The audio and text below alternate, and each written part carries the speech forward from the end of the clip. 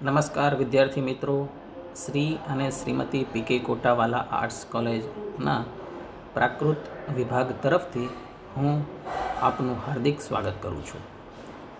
આજે આપણે પ્રાકૃત વ્યાકરણ અંતર્ગત ધ્વનિ પરિવર્તનમાં સ્વર વિકાર વિશે જાણીશું.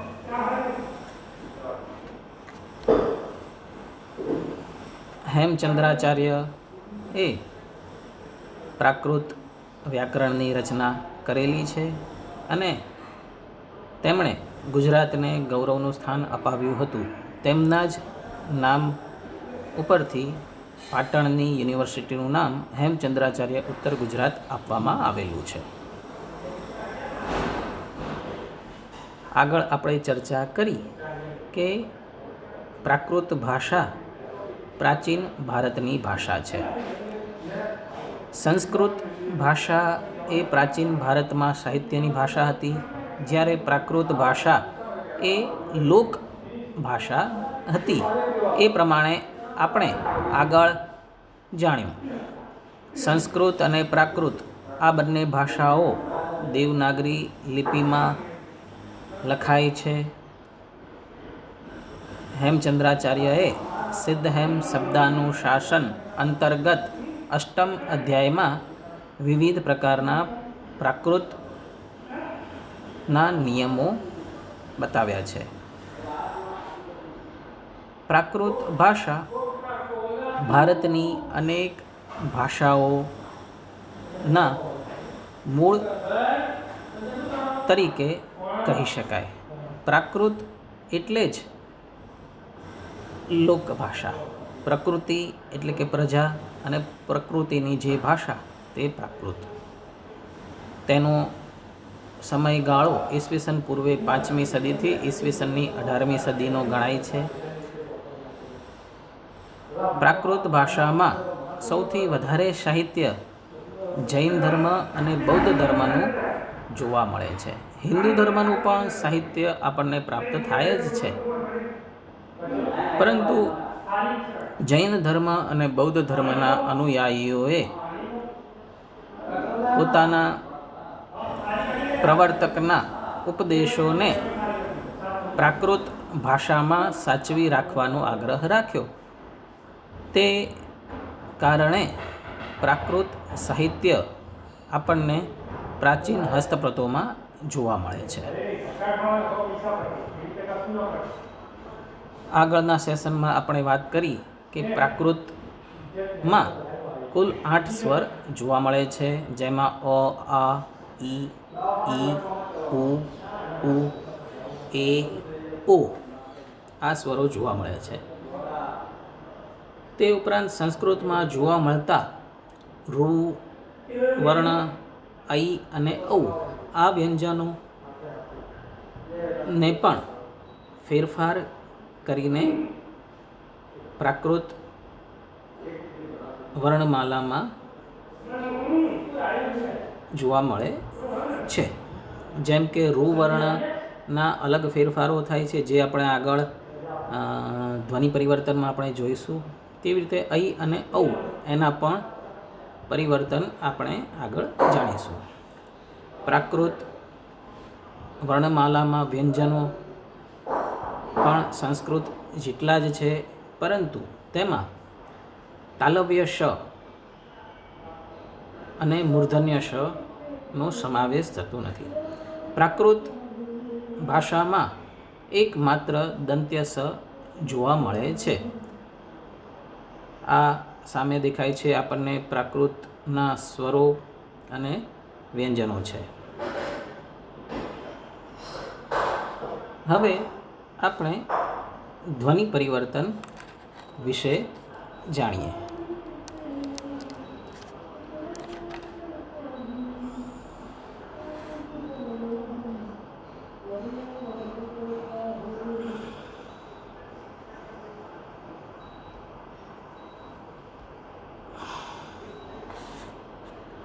ધ્વનિ પરિવર્તન એટલે કે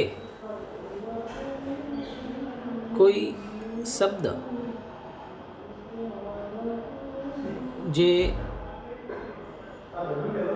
વ્યાકરણકારે ઉચ્ચાર કર્યો હોય તે શબ્દને સાંભળનાર વ્યક્તિ જો ભૂલથી તે શબ્દને નો જે અવાજ એને વિસ્મરણ કરે તો તેમાં ફેરફાર જોવા મળે છે. પ્રાકૃત ભાષા પણ લોકભાષા છે અને તેમાં પણ પરિવર્તન જોવા મળે છે.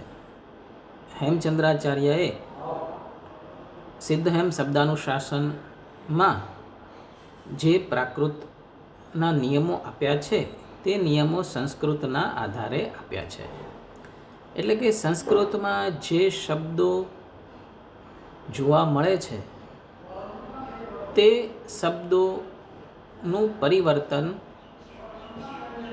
થઈ અને પ્રાકૃતમાં આવે છે અને તે શબ્દો જ લોકમાં બોલાય છે, સંભળાય છે.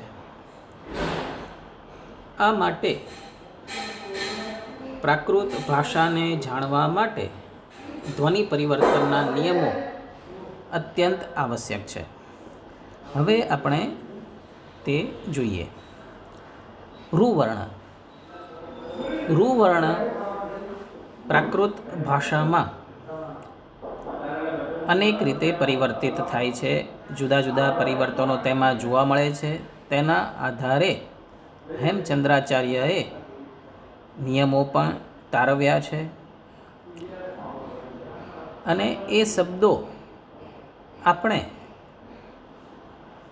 લોકભાષામાં જોઈએ પણ છીએ. આઝાદી પછી અને આઝાદીના સમયમાં શિક્ષણનું પ્રમાણ વધ્યું અને તેના કારણે ભાષાઓની શુદ્ધિ પણ જોવા મળી અને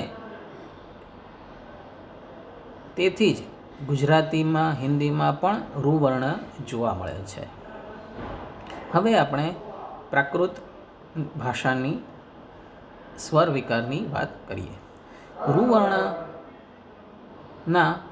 5 ફેરફાર જોવા મળે છે. જેમ કે રૂવર્ણ, એમાં રૂનો અ પણ થાય છે, ક્યારેક રૂવર્ણનો ઈ પણ થાય છે, ક્યારેક રૂવર્ણનો ઉ પણ થાય છે અને રૂનો રી થાય છે અને રૂનો એ પણ થાય છે. હવે આપણે ઉદાહરણ દ્વારા તે સમજીએ. રૂના અ ના ફેરફારો. તૃણ શબ્દ સંસ્કૃતમાં છે. તૃણ એટલે કે ઘાસ. તેમાં ત વ્યંજનમાં રૂ સ્વર જોવા મળે છે. આ સ્વર ને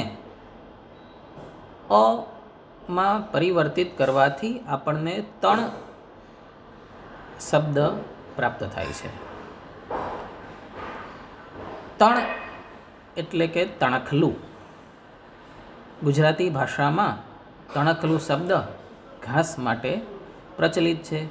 એટલે કે તેમાં મૂળ શબ્દ ત્રણ શબ્દ છે. પાછળના ખ અને લુ આ શબ્દો તેમાં અનુગ તરીકે જોડાયેલા છે.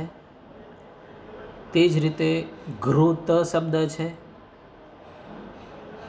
તેમાં ઘમાં રૂ સ્વર જોવા મળે છે. તેનો પણ ફેરફાર થઈને અ થાય છે. તેથી શબ્દ બને ઘય. હવે ઘય આ શબ્દ ઉપરથી ગુજરાતી અને હિન્દીમાં ઘી શબ્દ આવેલો છે. તે જ રીતે મૃત, તેમાં પણ રૂ વર્ણ જોવા મળે છે. તેમાં પણ રૂનો અ કરવાથી મય આ પ્રમાણે આપણને શબ્દો પ્રાપ્ત થાય છે. અને ગુજરાતી ભાષામાં તેના ઉપરથી જ મળદું આ શબ્દ પણ મૃતક એના આધારે જ આવેલો છે. એટલે કે તેમાં રૂ વર્ણ અ તરીકે પરિવર્તિત થયેલો છે. ત્યારબાદ રૂ વર્ણના ઈ તરીકેનું પરિવર્તન, જેમ કે હૃદય, તેમાં હમાં રૂવર્ણ જોવા મળે છે, તેનો ઈ તરીકે પરિવર્તન કરવાથી હિયય આ પ્રમાણે શબ્દ તૈયાર થાય છે, પ્રાકૃત શબ્દ, જેનો ગુજરાતીમાં પ્રયોગ જોવા મળે છે, જેમ કે હૈયું. હૈયું શબ્દના મૂળમાં હિયય આ પ્રમાણે પ્રાકૃત શબ્દ છે. તે જ ઉપરાંત દૃષ્ટ, આ દૃષ્ટ ધાતુને સંસ્કૃતનો તક્ત પ્રત્યય લાગેલો છે અને કૃદંત બન્યું છે દૃષ્ટ, એટલે કે જોયેલું. અને એના ઉપર એમાં દમાં રૂ સ્વર જોવા મળે છે, એનો ઈ કરવાથી દી આ પ્રમાણે બનશે. સ્ટનો ઠ થયો છે, એ આપણે વ્યંજનના નિયમો જોઈશું ત્યારે એ આપણે સ્ટનો ઠ થયો છે એ આપણે જાણીશું. તો અહીં પણ દિઠ્ઠ આ શબ્દ તૈયાર થયો અને આ શબ્દ મધ્યકાલીન ગુજરાતી સાહિત્યમાં જોવા મળે છે કે જોવા અર્થમાં દીઠા મેં જોયા છે આ પ્રમાણે. ત્યારબાદ શૃંગાર શબ્દ છે, તેમાં પણ સમાં રૂ જોવા મળે છે અને તેનો ઈ કરવાથી સિંગાર શબ્દ પ્રાપ્ત થાય છે. આ શબ્દ પણ ગુજરાતી અને હિન્દી બંને ભાષામાં જોવા મળે છે અને લોકગીતોમાં અને ફિલ્મી ગીતોમાં પણ આ શબ્દોનો પ્રયોગ જોવા મળે છે. જેમ કે પડોશન ફિલ્મમાં એક ગીત છે, એક સુંદર નાર કરત સિંગાર, તો એમાં સિંગાર શબ્દનો પ્રયોગ પ્રાપ્ત થાય છે. આ ગીત એ લોકગીત છે. તે ઉપરાંત શૃગાલ શબ્દ છે, શૃગાલ ઉપરથી શિયાલ શબ્દ બન્યો. તે જ રીતે પૃચ્છ શબ્દ છે, તેમાં રૂનો ઈ કરવાથી પિચ્છ શબ્દ બન્યો અને તે શબ્દ ગુજરાતીમાં પ્રસિદ્ધ છે, મોરના પીંછા. તે ઉપરાંત ભ્રાતૃ શબ્દ છે, તેમાં રૂનો ઈ ફેરફાર છે, તેથી ભાઈ આ શબ્દ પ્રાપ્ત થાય છે અને તે પણ ગુજરાતી અને હિન્દીમાં જોવા મળે છે. તે જ રીતે અન્ય ફેરફાર છે રૂનો ઉ. તેમાં વૃદ્ધ શબ્દ છે, વૃદ્ધમાં વમાં રૂ સ્વર જોવા મળે છે, તેનો ઉ થવાથી વુ આ પ્રમાણે બનશે અને તેના ઉપરથી શબ્દ આવ્યો વુઢ. વુઢ આ શબ્દ હિન્દી અને ગુજરાતીમાં જોવા મળે છે. તેમાં જે વ છે તેનો બ થયેલો જોવા મળે છે, એટલે તે શબ્દ છે બુઢ્ઢ, એટલે કે વૃદ્ધને બુઢ્ઢા આ પ્રમાણે દેશી ભાષામાં ઓળખવામાં આવે છે. તે જ રીતે ભાવ ભ્રાતૃ શબ્દ છે, તો એમાં રૂનો તમાં રૂ છે, તેમાં રૂનો ઉ થયો છે, એટલે કે ભાવ આ પ્રમાણે શબ્દ બન્યો છે. આપણે જોઈએ છીએ કે ભાવ આ શબ્દ મરાઠી ભાષામાં પ્રચલિત છે. ત્યારબાદ રૂનો રી ફેરફાર પણ થાય છે. તેમાં રુદ્ધિ શબ્દ છે, તો રુદ્ધિ તેનો પ્રાકૃતમાં રૂનો રી કરવાથી રિદ્ધિ થાય છે અને મોટાભાગે રૂ આદિમાં હોય ત્યારે તેનો રી જોવા મળે છે. જેમ કે ઋષભ શબ્દ છે, તેનો ઉચ્ચાર રિષભ આ પ્રમાણે સાંભળવા મળે છે. તે જ રીતે સદૃક્ષ શબ્દ છે, તેનો શબ્દ છે પ્રાકૃત થશે સરીશો. અહીંયા પણ દમાં રૂ વર્ણ છે અને તેનો રી કરવાથી સરીશો આ પ્રમાણે શબ્દ મળશે. સરીખો એટલે તેનો અર્થ છે સરખો. આ શબ્દ ગુજરાતી શબ્દ શરીશ ઉપરથી પ્રાપ્ત થાય છે. તે જ રીતે રૂનો એ પણ ક્યારેક થાય છે. જેમ કે ગૃહ શબ્દ છે, તો એમાં રૂ છે તેનો એ થવાથી ગેહ આ પ્રમાણે શબ્દ પ્રાપ્ત થાય છે. ગેહ એટલે કે ઘર. મધ્યકાલીન ગુજરાતી સાહિત્યમાં આ શબ્દ ઘણા સ્થાને જોવા મળે છે. આ બધા પરિવર્તનો એ નિત્ય નથી. ક્યારેક ક્યારેક આ પરિવર્તન વિકલ્પમાં પણ થાય છે. જેમ કે અને જુદી જુદી ભાષામાં જુદા જુદા પરિવર્તનો પ્રસિદ્ધ છે. આપણે ઉપર જેમ તૃણ શબ્દ જોયો તેમાં ગુજરાતીમાં રૂનો અ થયેલો છે, પણ હિન્દીમાં તૃણને તિનકા કહે છે. તેમાં ત એટલે કે રૂનો ઈ થયેલો છે. એ જ રીતે આપણે જોઈએ કે ભ્રાતૃ શબ્દ છે, તો ભ્રાતૃ શબ્દમાં રૂનો ઈ પરિવર્તન કરી અને હિન્દી અને ગુજરાતીમાં ભાઈ શબ્દ બોલાય છે. જ્યારે મરાઠી ભાષામાં રૂનો ઉ થયેલો છે, એ થઈને મરાઠી ભાષામાં ભાવ શબ્દ પ્રચલિત થયો છે. એક બીજી મજાની વાત છે, જેમ કે પૃચ્છ. પૃચ્છ શબ્દ છે એટલે કે પૂંછડી. ગુજરાતીમાં પૂંછડી કહેવાય છે, હિન્દીમાં પૂંછ આ પ્રમાણે કહેવાય છે. તો અહીં પણ એક મજાની વાત છે કે ગુજરાતીમાં પક્ષી વગેરેની જે પૂંછડી છે, પાછળનો ભાગ, તેને પીંછા કહેવામાં આવે છે. જ્યારે ઉંદર, બિલાડી આ બધા પશુઓ છે, એનો જે પાછળનો ભાગ છે એને પૂંછ કહેવાય છે. એટલે કે અહીં મૂળ શબ્દ સંસ્કૃતમાં પૃચ્છ શબ્દ જ છે, પણ તે જુદા જુદા અર્થમાં પરિવર્તન થઈ અને ચોક્કસ અર્થમાં એ રૂઢ થયેલો છે. એટલે કે જે પક્ષીઓની પૂંછ હોય તે પીંછા કહેવાય અને પશુઓની જે પૂંછડી હોય તેને પૂંછડી કહેવાય. આ શબ્દો રૂઢ થયેલા આપણને ભાષામાં જોવા મળે છે.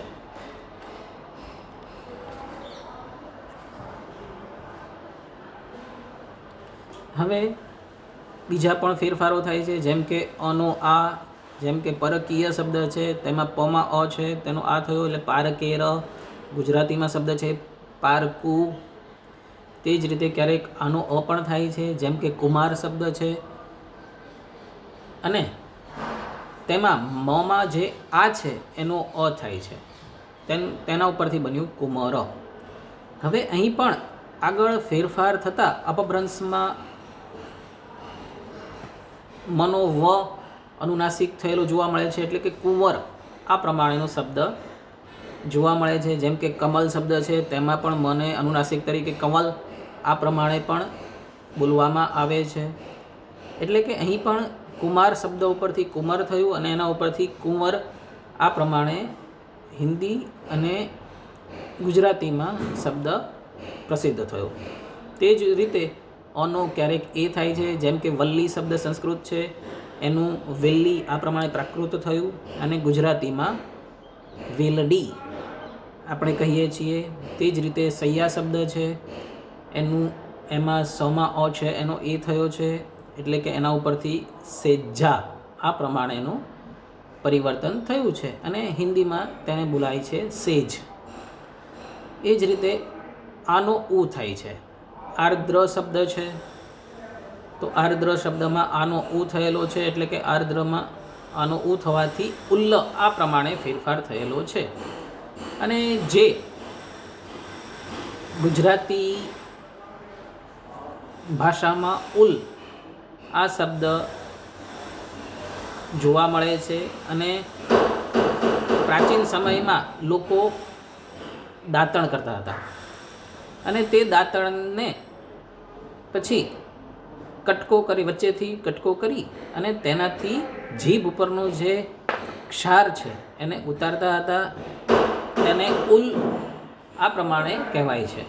એટલે કે ઉલ ઉતારવી અને ઉલિયું તેના માટેનું ઉલિયું આ શબ્દો મૂળ આર્દ્ર શબ્દ ઉપરથી આવેલા છે તેમ કહી શકાય. તે ઉપરાંત આનો એ પણ થાય છે, જેમ કે પારાપત.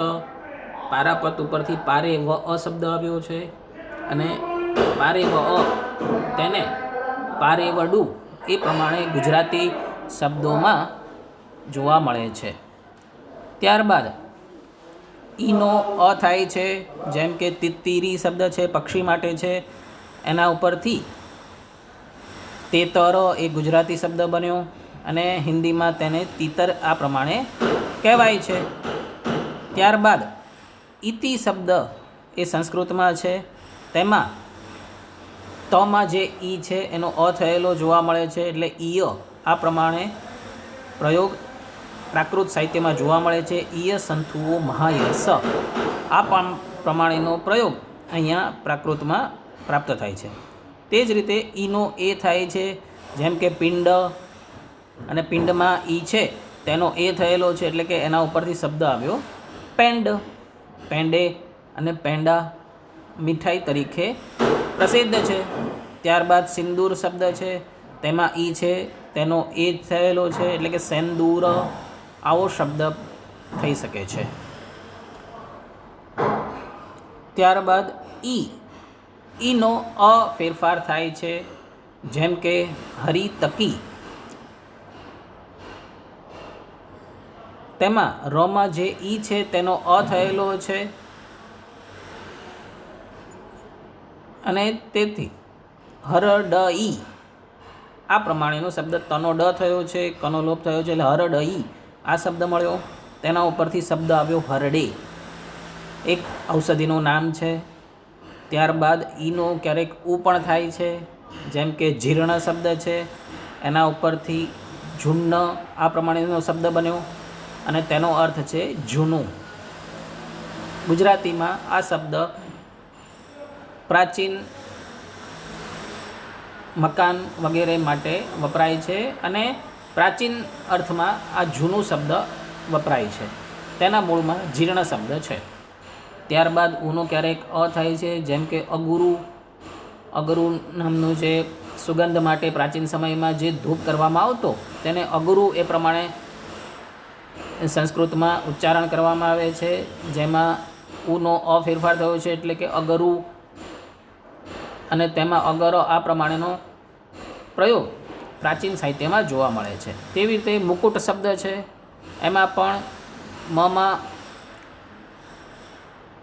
ઉનો અ થયો છે, તેથી મ ઉડ આ પ્રમાણે શબ્દ બન્યો અને તેના ઉપરથી શબ્દ આવ્યો મોડી. લગ્ન પ્રસંગે જે માથામાં પહેરવામાં આવે તેને મોડી કહેવાય છે, એટલે કે મોડી શબ્દના મૂળમાં મુકુટ શબ્દ રહેલો છે. ક્યારેક ઉનો ઈ તરીકે પણ ફેરફાર થાય છે, જેમ કે પુરુષ શબ્દ પ્રાકૃતમાં પુરીસ આ પ્રમાણે જોવા મળે છે. તે જ રીતે ઉનો અ, જેમ કે દુકુલ શબ્દ છે, તેમાં કમાંથી ઉ રહેલો છે, તેનો અ થયેલો છે, એટલે કે દુ અલ્લ આ પ્રમાણે દુ અલ્લ શબ્દ બન્યો. એક વસ્ત્ર વિશેષ છે, જેમ કે પટકુલ એટલે કે પટ ઉલ અને એના ઉપરથી પટોળું આ પ્રમાણેનો શબ્દ આવ્યો છે, જે પાટણની એક શાન કહેવાય છે. તે જ રીતે ઉનો ઓ પણ થાય છે, જેમ કે મૂલ્ય શબ્દ છે, તેમાં ઉનો ઓ થવાથી મોલ આવા શબ્દો આપણને પ્રાપ્ત થાય છે. ગુજરાતીમાં પણ આ જોવા મળે છે, ઊંચી મેડીના ઊંચા મોલ. તો આ શબ્દમાં મોલ શબ્દનો અર્થ સંસ્કૃતમાં મૂલ્ય આ પ્રમાણે જોવા મળે છે. ત્યારબાદ બીજા પણ ધ્વનિ પરિવર્તનો છે, જેમ કે એનો ઈ, જેમ કે સંસ્કૃતમાં શબ્દ છે દેવર, દેવરુ શબ્દ છે, તો એમાં એનો ઈ થયો છે, એટલે દિયર આ પ્રમાણેનો શબ્દ બન્યો. તે જ રીતે વેદના શબ્દ છે, એનું પ્રાકૃત વિયણ થાય છે અને એના ઉપરથી શબ્દ આવ્યો વેણ. દેશી ગુજરાતીમાં વેણ એટલે કે વેદના અર્થમાં વપરાય છે. એ જ રીતે ક્યારેક ઓનો અ થાય છે, એટલે કે મનોહર શબ્દ છે, તેમાં નમાં જે ઓ છે એનો અ થઈ ગયો, એટલે કે મનહર આ પ્રમાણે ફેરફાર થયેલો છે. મનહર ઘણાનું નામ પણ રાખવામાં આવે છે. એવી રીતે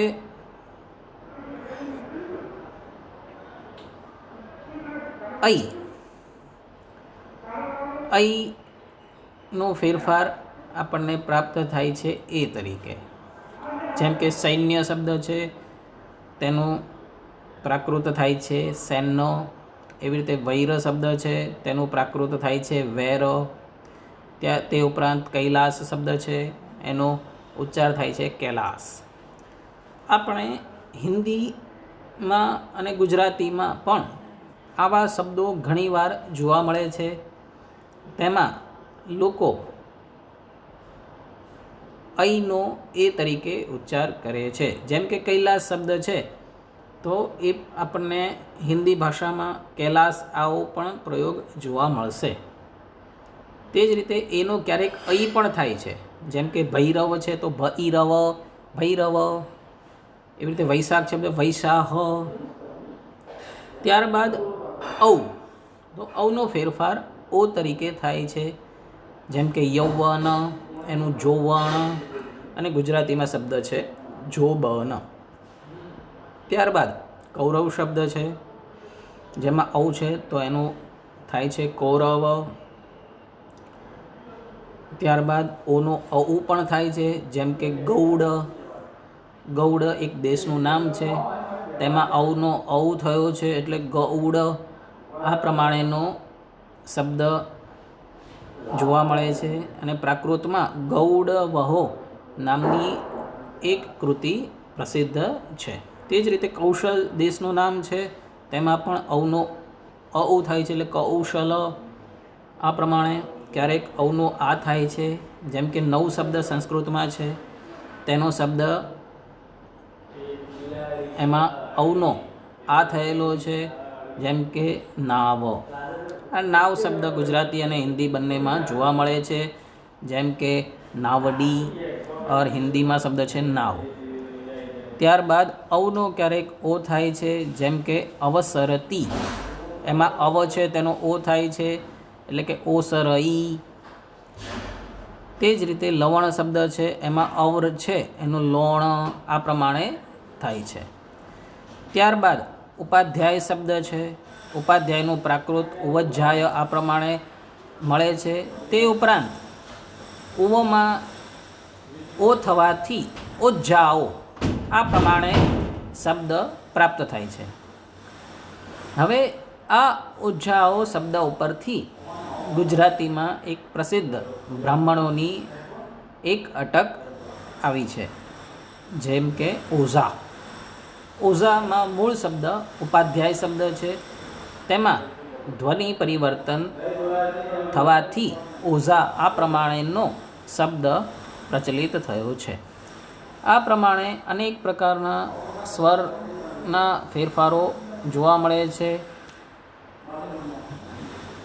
જેમ કે સંયુક્ત વ્યંજન હોય તો એની પૂર્વનો સ્વર જો દીર્ઘ હોય તો પણ રસ્વ થાય છે. જેમ કે પૂર્ણ શબ્દમાં ઓ દીર્ઘ છે પણ અહીં પુન્ન આ પ્રમાણે પનો ઓ રસ્વ થયો છે. તેવી રીતે પાંડવ શબ્દ છે તેનું રસ્વ થવાથી પંડવ આવા પ્રયોગ જોવા મળે છે. ક્યારેક ક્યારેક પ્રારંભિક સ્વરનો લોપ પણ જોવા મળે છે. જેમ કે અરણ્ય શબ્દ છે એના ઉપરથી રણનો શબ્દ આવ્યો અને રણ આ પ્રમાણેનો શબ્દ પ્રચલિત થયો છે. ત્યારબાદ અપત્ય શબ્દ છે. અપત્યમાંથી અનો લોપ થવાથી બચ્ચ આ પ્રમાણે શબ્દ પ્રાપ્ત થાય છે. અને તે સંતાનના અર્થમાં ગુજરાતી અને હિન્દીમાં જોવા મળે છે. જેમ કે ગુજરાતીમાં બચ્ચું અને હિન્દીમાં બચ્ચા આ પ્રમાણેનો શબ્દ જોવા મળે છે. બચ્ચન એ પણ આપણે કહી શકીએ કે અમિતાભ બચ્ચનની અટક પણ એમાં પણ બચ્ચન શબ્દ છે તેનું મૂળ અપત્ય શબ્દ હોઈ શકે છે. અહમ શબ્દ છે તેમાંથી અનો લોપ થવાથી હમ શબ્દ મળ્યો અને હમ શબ્દ હિન્દી ભાષામાં અત્યંત પ્રસિદ્ધ છે. આ પ્રમાણે પ્રાકૃત ભાષામાં જે સ્વરોનું પરિવર્તન જોવા મળે છે તે બધા સ્વરોનું પરિવર્તન એ નિત્ય થતું નથી. ક્યારેક પરિવર્તન થાય છે, ક્યારેક પરિવર્તન નથી પણ થતું. આ પ્રમાણે તેમાં અનિશ્ચિતતા જોવા મળે છે. અને તેથી જ હેમચંદ્રાચાર્યએ પ્રાકૃત વ્યાકરણના આરંભમાં જણાવ્યું છે કે પ્રાકૃતમાં દરેક વિધિ એટલે કે દરેક કાર્યો વિકલ્પવાળા સમજવા. આ પ્રમાણે ધ્વનિ પરિવર્તનમાં સ્વર વિકારના નિયમો આપણે જોયા. હવે પછીના સેશનમાં આપણે વ્યંજનમાં ધ્વનિ પરિવર્તન વિશે જાણીશું. નમસ્કાર. Thank you.